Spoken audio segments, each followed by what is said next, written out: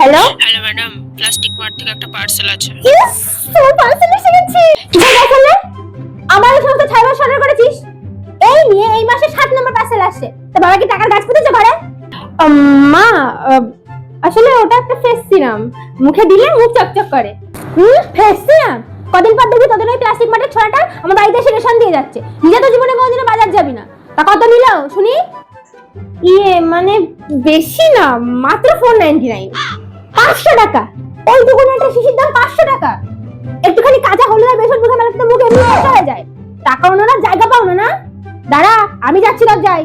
499 cash on delivery আছে, ওটিপিটা বলুন। তা হ্যাক বাবা ডেলিভারি বয়, এর ভিতরে কি আদৌ জিনিসটা আছে নাকি কটা কাগজ ঢুকিয়ে দিয়ে দিয়েছো? না, আজকাল তো টিভিতে দেখায় ফোনের বদলে সাবান বের হচ্ছে। না কাকিমা, ওটা সেল প্যাক। আপনি ওটিপিটা টাকাটা দিন, ওটা দেরি হচ্ছে। তা কিসের এত তাই শুনি?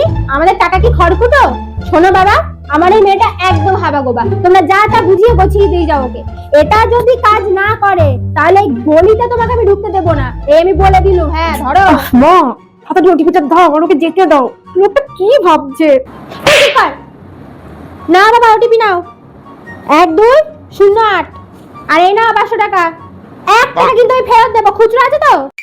না কাকিমা, 1 টাকা আমার কাছে খুচরো নেই।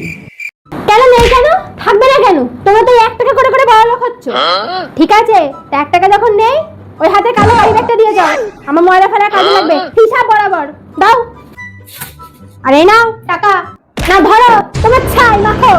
আর একটা কথা মনে রাখো, কাল থেকে যদি আর কোনো পার্সেল আসে আমি তোমাকে একদম ঘর থেকে বাইরে বার করে দেবো। The next day. কাকিমা, প্লাস্টিক মার্ট থেকে এসেছি, আপনার শাড়ির পার্সেলটা।